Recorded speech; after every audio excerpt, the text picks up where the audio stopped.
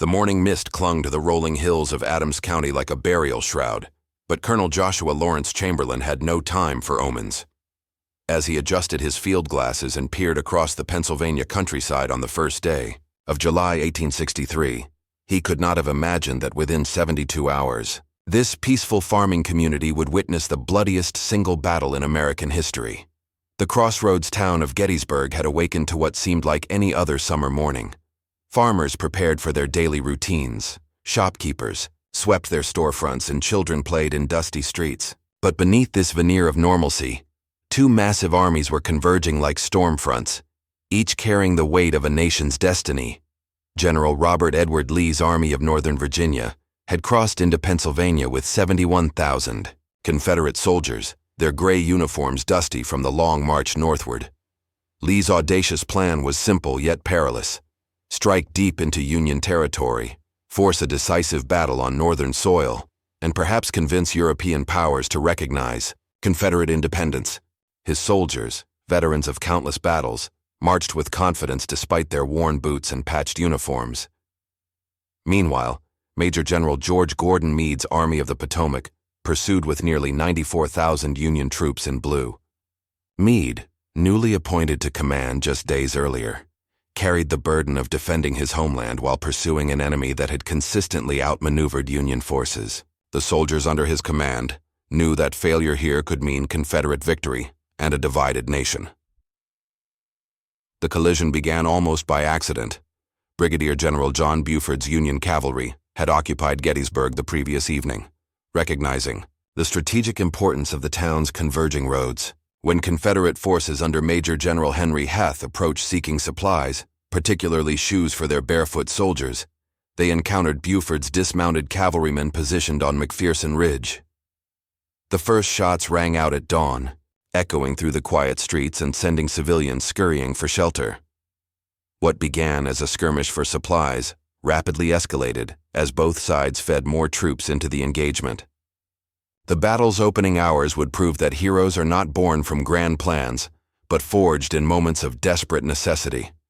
Private William Henry Harrison of the 1st Pennsylvania Reserves found himself separated from his unit during the morning's chaos.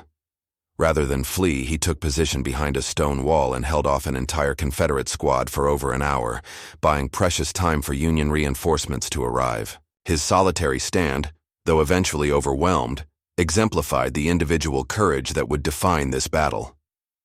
As referenced in the National Portrait Gallery's historical documentation, many of the battle's heroes were unlikely candidates for martial glory. Teachers, farmers, shopkeepers, and clerks found themselves thrust into circumstances that would test not only their military training, but their fundamental character.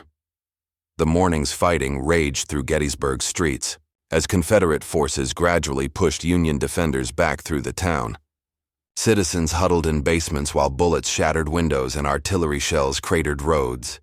Young Tilly Pierce, barely 15 years old, would later recall the terror and confusion as soldiers fought house to house through her neighborhood. By afternoon, the Union forces had been driven through Gettysburg to defensive positions on Cemetery Hill and Culp's Hill south of town. What had begun as an accidental encounter was rapidly expanding into something far more significant. Both Lee and Meade recognized that fate had chosen this small Pennsylvania town as the stage for a battle that would determine the war's trajectory. As the sun set on July 1st, 1863, the true scope of what lay ahead began to emerge. Neither army could withdraw without losing face, and both commanders understood that the next 2 days would test every man's courage. The stage was set for acts of heroism that would echo through American history, performed by ordinary men facing extraordinary circumstances in one of the nation's darkest hours. The second day of July dawned with deceptive calm, but Colonel Joshua Lawrence Chamberlain sensed the approaching storm as he surveyed his regiment's position on Little Round Top.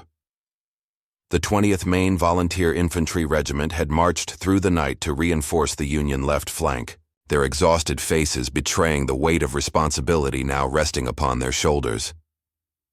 General James Longstreet's Confederate Corps moved like gray shadows through the morning mist, positioning themselves for what would become one of the war's most desperate assaults. Lee had ordered Longstreet to attack the Union left, believing that breaking Meade's flank would force the entire Federal Army to retreat.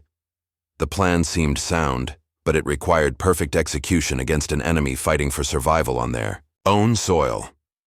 The fighting erupted with volcanic intensity around 4 o'clock in the afternoon. Confederate forces under General John Bell Hood smashed into Union positions at the Wheatfield, Devil's Den, and the base of Little Round Top. The names of these peaceful farming areas would soon be written in blood across the pages of American history. At Devil's Den, a boulder-strewn area between the Round Tops, Union soldiers of the 4th Alabama Regiment found themselves locked in mortal combat with Hood's Texans and Alabamians.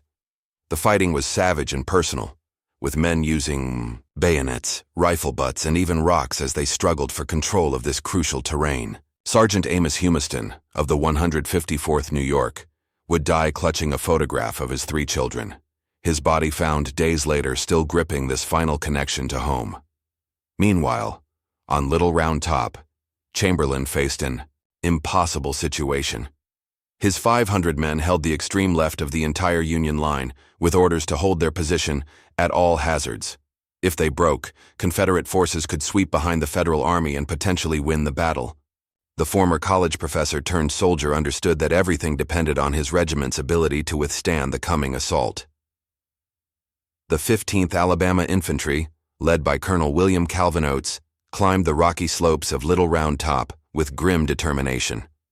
These were veteran soldiers, hardened by 2 years of warfare, and they had never failed to take a position when properly led. Oates, understanding the strategic importance of the hill, pushed his men forward despite mounting casualties. The collision was tremendous. Confederate soldiers, screaming the rebel yell, crashed into Chamberlain's hastily prepared defensive line. The Maine men, many of them lumberjacks and farmers before the war, stood firm despite overwhelming pressure. Bullets whined through the trees like angry hornets, and the acrid smoke of gunpowder mixed with the copper smell of blood. Private Holman Melcher of the 20th Maine would later describe the horror. Men falling on all sides, the desperate cries of the wounded, and the terrible sound of bullets striking flesh. Yet even in this maelstrom, acts of extraordinary courage emerged. When Color Sergeant Andrew Tozier was shot through both legs, he continued to wave the regimental flag, shouting encouragement to his comrades even as blood soaked through his uniform. As the afternoon wore on, Chamberlain's ammunition began to run dangerously low. His men were firing their last cartridges, and Confederate pressure was mounting. The colonel faced a choice that would define not only his own legacy, but potentially the outcome of the entire war. With remarkable presence of mind, he ordered his regiment to fix bayonets and execute a sweeping left-wheel charge down the hill. The audacious maneuver caught the Alabamians completely off guard. Maine soldiers, screaming like wildcats, swept down the rocky slope with bayonets glinting in the afternoon sun. The psychological impact was devastating.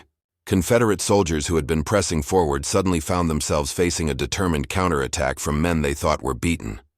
Colonel Oates, seeing his line crumbling, ordered a fighting withdrawal. The 15th Alabama had given everything they had, losing nearly half their number in the failed assault. As they retreated through the woods, many wounded Confederates were left behind, their fate now depending on the mercy of their enemies. The Union victory on Little Round Top was complete, but the cost had been terrible. Chamberlain's regiment suffered over 130 casualties out of fewer than 400 men engaged. Yet their sacrifice had saved the Union left flank and preserved Meade's defensive position for the climactic third day. As darkness fell on July 2nd, both armies counted their losses and prepared for what everyone sensed would be the final decisive confrontation. The fields around Gettysburg were carpeted with the dead and wounded of both sides, their moans creating a symphony of suffering that would haunt survivors for the rest of their lives. Tomorrow would bring even greater tests of courage, as Lee prepared his most desperate gamble yet. July 3, 1863, dawned clear and hot, with the promise of another scorching Pennsylvania summer day. General Robert Edward Lee stood atop Seminary Ridge, his weathered face betraying none of the inner turmoil that consumed him. 2 days of fighting had bloodied both armies, but decisive victory remained elusive. Against the advice of his most trusted subordinate, James Longstreet, Lee was preparing to stake everything on one final desperate assault against the Union center. The plan was audacious in its simplicity and terrifying in its implications. 15,000 Confederate soldiers would advance across nearly a mile of open ground against the strongest part of the Union line. Lee believed that if his men could break through at Cemetery Ridge, they could split Meade's army and win the battle. It was the kind of bold stroke that had brought Lee victory at Chancellorsville and Second Bull Run, but Longstreet sensed disaster approaching. The bombardment began at 1 o'clock in the afternoon, as 150 Confederate cannons opened fire simultaneously. The roar was unlike anything previously heard in North America, described by witnesses as resembling continuous thunder or the ripping of enormous cloth. Union soldiers pressed themselves against the earth as shells screamed overhead, many exploding in the rear areas where ammunition wagons and field hospitals were located. Brigadier General Henry Jackson Hunt, the Union Army's chief of artillery, initially responded with counter-battery fire from 80 guns. The artillery duel was spectacular and deadly, with smoke clouds obscuring the battlefield and the concussion of exploding shells knocking men unconscious. However, Hunt cleverly ordered his guns to cease firing after 30 minutes, hoping to deceive the Confederates into believing their bombardment had been effective. Among the Union soldiers crouched behind stone walls and earthworks was Private Anthony McDermott of the 69th Pennsylvania Infantry. A recent Irish immigrant, McDermott had enlisted to prove his loyalty to his adopted country.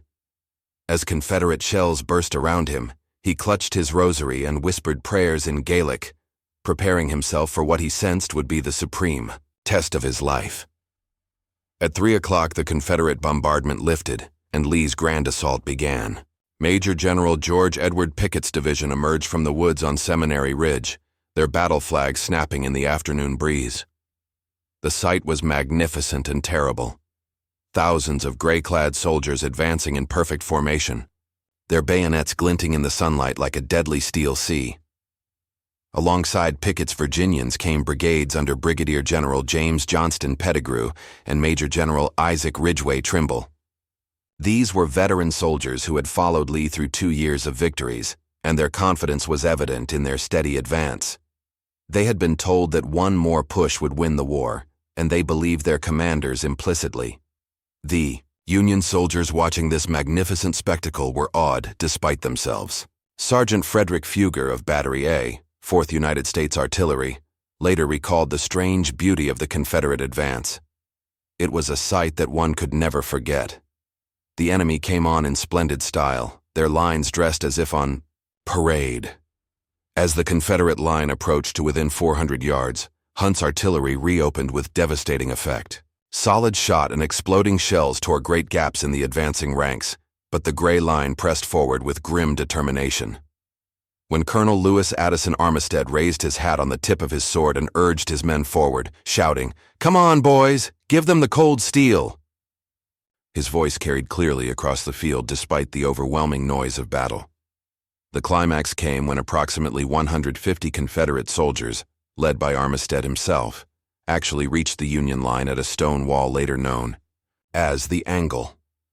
For a brief, terrifying moment, it seemed as though Lee's desperate gamble might succeed. Confederate battle flags were planted behind Union lines, and hand-to-hand fighting raged among the cannons of Captain Alonzo Hereford Cushing's battery. But the breakthrough was too narrow and too costly to sustain. Union reinforcements rushed to seal the gap, while Confederate support troops had been shattered by the murderous artillery fire during their advance. Armistead himself fell mortally wounded beside a Union cannon, his hand resting on the barrel as he died. His old friend, Union General Winfield Scott Hancock, was also severely wounded trying to rally his men against the Confederate penetration.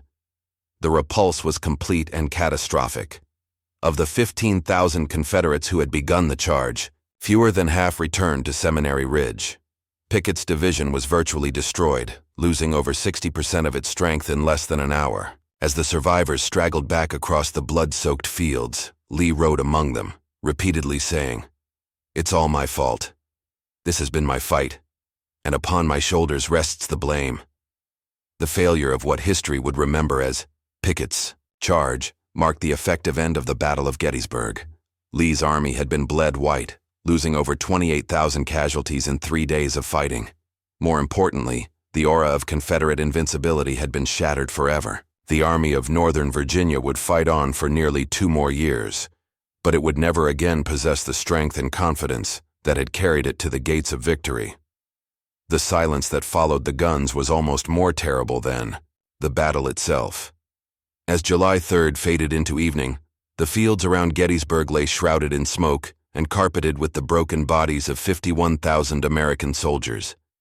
The magnitude of the carnage was beyond anything the young nation had ever witnessed, and in the gathering darkness, acts of mercy began to emerge from the horror.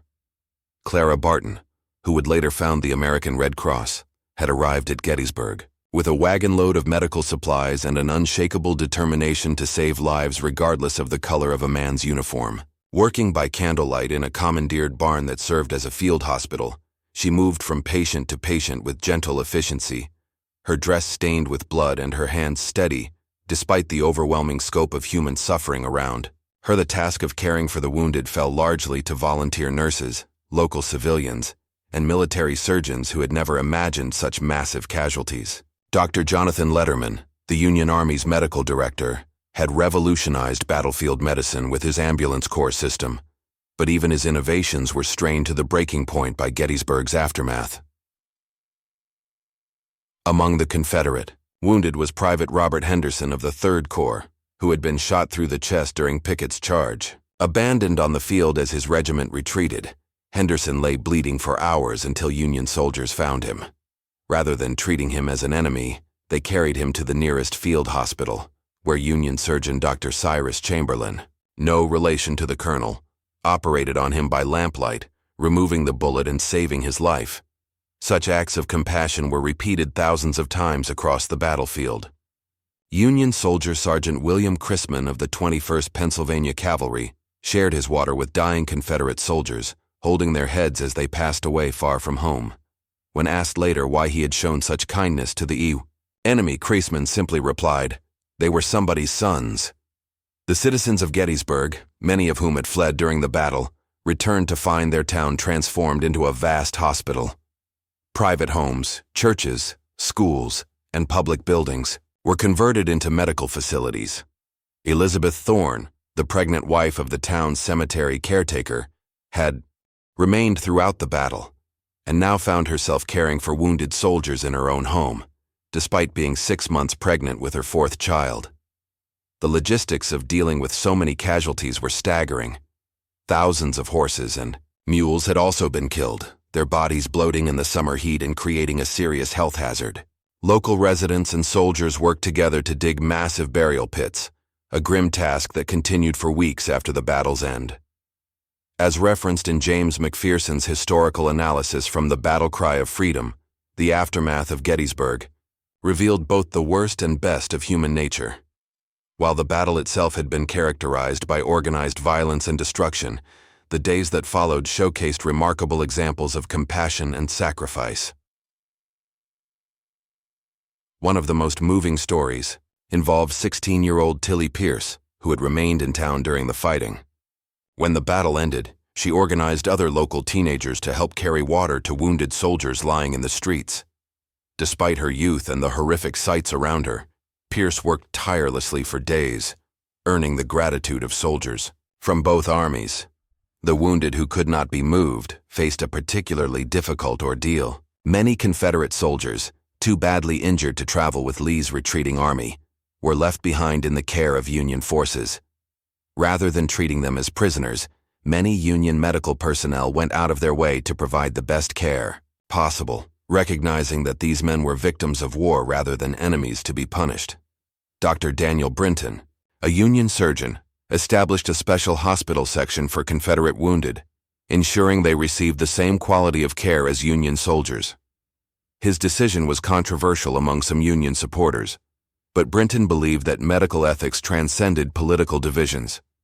His hospital became a model for humane treatment of enemy wounded that would influence military medical practice for generations.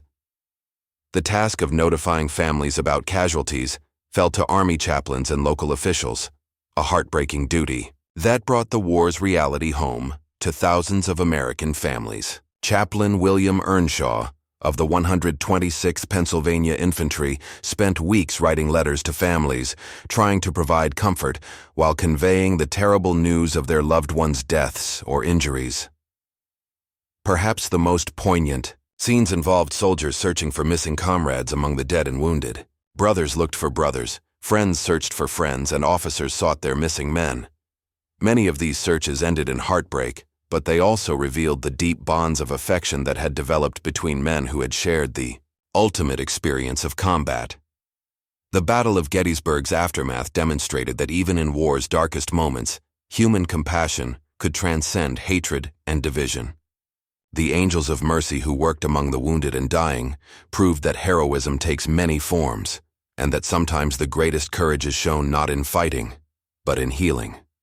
The morning of July 4, 1863, dawned gray and rainy, as if the heavens themselves were weeping for the carnage that had transformed the peaceful Pennsylvania countryside into America's bloodiest battlefield. General Robert Edward Lee, his face etched with the weight of defeat, surveyed his shattered army and made the most difficult decision of his military career. The Army of Northern Virginia would retreat to Virginia, abandoning its invasion of the North and with it perhaps the Confederacy's last best hope for independence. The withdrawal began in a steady downpour that turned roads into rivers of mud and made every step a struggle for the thousands of wounded Confederate soldiers who faced the agonizing 17-mile journey to Williamsport, Maryland. Lee's supply train stretched for 17 miles, a procession of misery that included over 5,000 wounded men lying in jolting wagons without springs, their moans and cries audible above the rumble of wheels and the steady drumming of Oni. Brigadier General John Daniel Imboden commanded the Confederate wagon train, a responsibility that required not just military skill, but extraordinary compassion. The sight of his wounded comrades, many dying during the tortuous journey, moved even this hardened veteran to tears. Imboden later wrote that the sounds from the wagon train haunted him for the rest of his life. The road was muddy and rough, and the jolting was enough to have killed strong men, if long continued. Among the wounded was Colonel Lewis Addison Armistead's aide, Lieutenant Robert Tyler Jones, who had been shot through both legs during Pickett's charge. Despite his agony, Jones repeatedly refused offers to be left behind, insisting that he would rather die on the road than in a Union prison. His determination to return to Virginia became symbolic of the Confederate Army's refusal to surrender, despite overwhelming defeat. The Union Army's pursuit was complicated by the same torrential rains that tormented the Confederate retreat. General George Gordon Meade, criticized then and later for not pressing his advantage more aggressively, faced genuine logistical challenges in organizing a pursuit with his own exhausted forces. The Army of the Potomac had suffered 23,000 casualties and needed time to reorganize and resupply. Nevertheless, Union cavalry under Brigadier General Hugh Judson Kilpatrick harassed the Confederate rear guard throughout the retreat.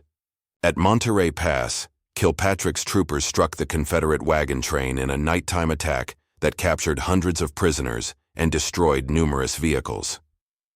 The raid demonstrated Union cavalry's growing effectiveness and added to the Confederate Army's mounting difficulties.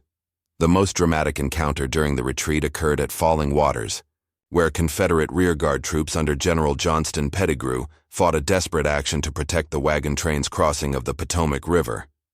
Pettigrew, already wounded at Gettysburg, was mortally wounded in this skirmish, becoming one of the battle's final casualties. His death symbolized the cost of Lee's failed invasion, as the Confederacy lost another irreplaceable leader. Local Union sympathizers in Maryland provided intelligence to federal forces about Confederate movements, while Confederate sympathizers offered what aid they could to Lee's retreating army. The civilian population found itself caught between competing loyalties, with families sometimes divided in their allegiances. Mary Quantrill, a Maryland farmer's wife, risked arrest by providing food and water to Confederate wounded, explaining simply that they were boys, far from home and suffering. The flooding Potomac River created a natural barrier that trapped Lee's army for over a week. The pontoon bridge at Falling Waters had been destroyed by Union cavalry, and the river was too swollen to ford safely. For several anxious days, it appeared that Meade's army might trap Lee against the river and complete the destruction of the Army of Northern Virginia. Lee used this forced delay to rebuild his army's morale and organization. Despite the disaster at Gettysburg, his soldiers maintained their faith in their commanding general. Private Sam Watkins of the 1st Tennessee Infantry later recalled that even in defeat, Lee's men would have followed him anywhere. Old Marse Robert, as they called him, still commanded absolute loyalty despite leading them to their greatest defeat. The engineering challenge of getting the army across the flooded Potomac required remarkable improvisation. Confederate engineers, working under the direction of Major Charles Richardson Mason, constructed a new pontoon bridge using materials salvaged from destroyed buildings and abandoned wagons. Working around the clock in continued rain, these men performed one of the war's most impressive engineering feats under extreme pressure. When the river finally receded enough to allow passage, Lee's army crossed into Virginia on July 13th and 14th, ending the Gettysburg Campaign. The retreat had cost the Confederates additional casualties and equipment they could ill afford to lose, but Lee had managed to preserve the core of his army for continued resistance. The successful withdrawal demonstrated Lee's continued tactical brilliance even in defeat. His ability to extract his army from a potentially catastrophic situation showed why he remained one of history's great military commanders. However, the strategic situation had changed irrevocably. The Army of Northern Virginia had lost its aura of invincibility and would never again possess the strength to launch a major offensive operation. The initiative in the war had passed permanently to the Union, setting the stage for Grant's relentless campaigns of 1864 and 1865. 4 months after the guns fell silent at Gettysburg, President Abraham Lincoln stood before a crowd of 15,000 people in the town's new national cemetery, preparing to deliver what would become the most famous speech in American history. The Gettysburg Address, lasting barely 2 minutes, would transform the meaning of the battle from a tactical victory into a moral crusade for human equality and democratic government. But Lincoln's words on November 19, 1863, were preceded by months of heartbreaking work to identify and properly bury the thousands of soldiers who had died in those 3 terrible days. The task fell largely to local residents and a special commission established by Pennsylvania Governor Andrew Gregg Curtin, who recognized that the battlefield had become sacred ground, requiring special care and reverence. Samuel Weaver, a local undertaker, supervised the grim work of exhuming hastily buried soldiers from battlefield graves and reinterring them in the new national cemetery. Working with a team of African-American laborers, many of them formerly enslaved people who had fled to Pennsylvania seeking freedom, Weaver carefully cataloged each body, attempting to identify soldiers through personal effects, uniform buttons, and regimental markings. The identification process revealed countless individual stories of heroism and sacrifice. In the pocket of an unknown Union soldier, workers found a letter from his wife promising to wait for his return. A Confederate private was buried clutching a small Bible with his children's names written on the flyleaf. These personal effects, preserved in the Battlefield Museum, continue to remind visitors that each casualty represented a family destroyed and a future forever altered. Dr. John William Charles O'Neill, a Confederate surgeon who had remained behind to care for wounded soldiers, found himself working alongside Union medical personnel in the weeks following the battle. His dedication to healing transcended political boundaries, and he became a symbol of medical ethics that placed human life above military allegiance.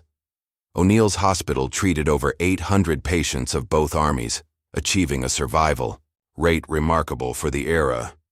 The battle's most famous hero, Colonel Joshua Lawrence Chamberlain, returned to his teaching position at Bowdoin College after the war, but he carried the psychological wounds of Gettysburg for the rest of his life.